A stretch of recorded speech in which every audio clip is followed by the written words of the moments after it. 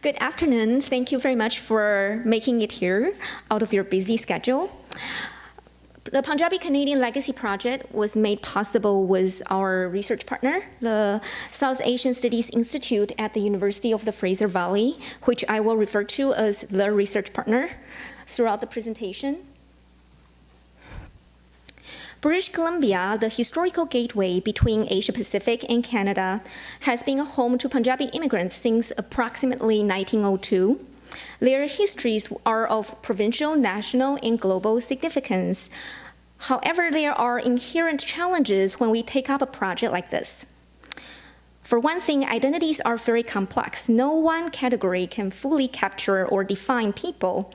One of the dangers of labeling anyone as an ethnic Canadian, queer, and so forth is the hidden assumption of a dichotomy between a majority national mainstream culture as the norm and various labeled minorities as hyphenated, marked Canadians, as if there were at any time one stable definition of Canadianness or mainstream culture.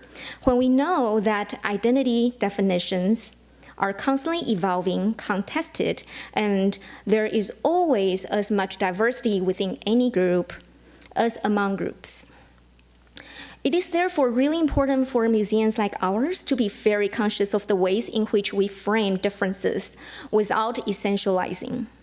The foundation for our work is the recognition of our collective historical past. For a long time, certain people were categorized or othered under a collective label and were subjected to institutional and everyday discrimination. Our museum and archives, as an institution, inherit a legacy of it.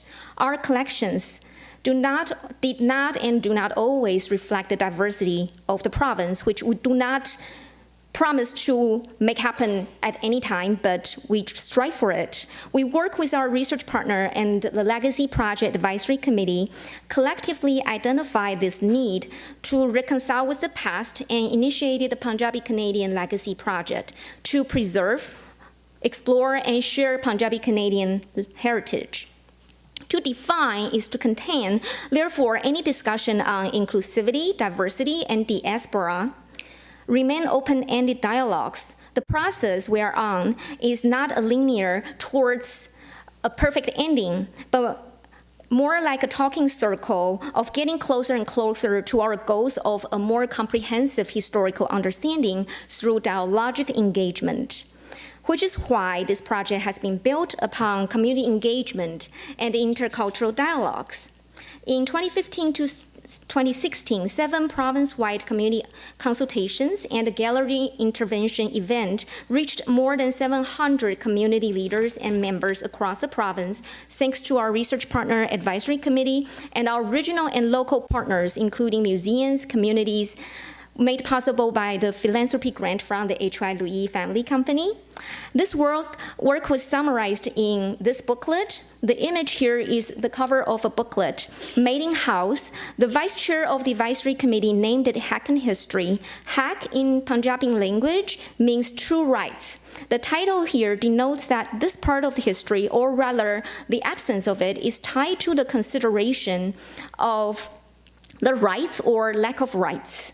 And the project is about the group's rightful place in history. To achieve an understanding of that, the summary identified a list of legacy projects. The top priority on the identified list is continued dialogues and engagement. So in 2017 to 2018, with the BC Museums Association Canada 150 grant, we partnered with museums, libraries, Casa Diwan societies, and Gurdwaras on 7 community workshops across the province. Before the project team got into Golden for a community workshop, we met Swarn and Balbir Patera in the upper right. In Donald, a town you would have a hard time finding on the map, and according to them was actually bustling with sawmill population. We were told a common community story was when a young man arrived into Vancouver, he's told to board a train for Donald, where he would get off the train in pitch darkness with snow up to their heels or knees or even higher, and as they walk north in the pitch darkness, would suddenly see the lights and bustles of the sawmill town. where unfortunately not much is left today. Communities believe that the first Sikh religious temple in North America was actually in BC and was built in Golden in the early 20th century, although it left no relics. So when this couple, again on the same couple on the right, when they were trying to get married and wanted a proper religious wedding in 1972, there was no Sikh temple in the area. They had to ship the utensils, religious items, and even a priest from Paudi near Lake Cowichan to perform the proper wedding ceremony. Paudi is another intercultural hub on the island, which is rich in stories. Collecting community narratives like these is one important aspect of our many collecting practices and is the first step to fill our knowledge gap and reveal patterns of lived experiences across regions and borders. Following each workshop, we have collected 19 oral histories in 2017 to 18. They will be made available to the public online at the end of this month. And because of this work, we were able to locate families' treasures, including videos, images, and rare artifacts featured in the museum's successful run of Canada 150 exhibit, Family Bonds and Belonging. For example, we featured a series of letters written in Punjabi between the husband in Mission, Abbotsford, Canada, and wife in Punjab, India, in the years between 1930 and 1947, when discriminatory laws prevented them from reunion. So that's, in the middle is an example of the letter. In an extended family of a pioneer who arrived in BC in 1906, a girl reached the age of 13, which was the marriageable age, in 1973.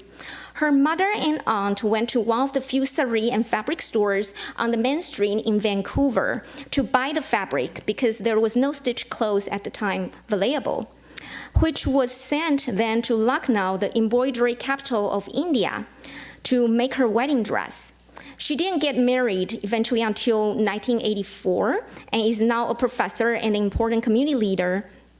And the wedding dress in the upper left is now in our collections. These components will travel on loan to Pier 21 Canadian Museum of Immigration in 2020.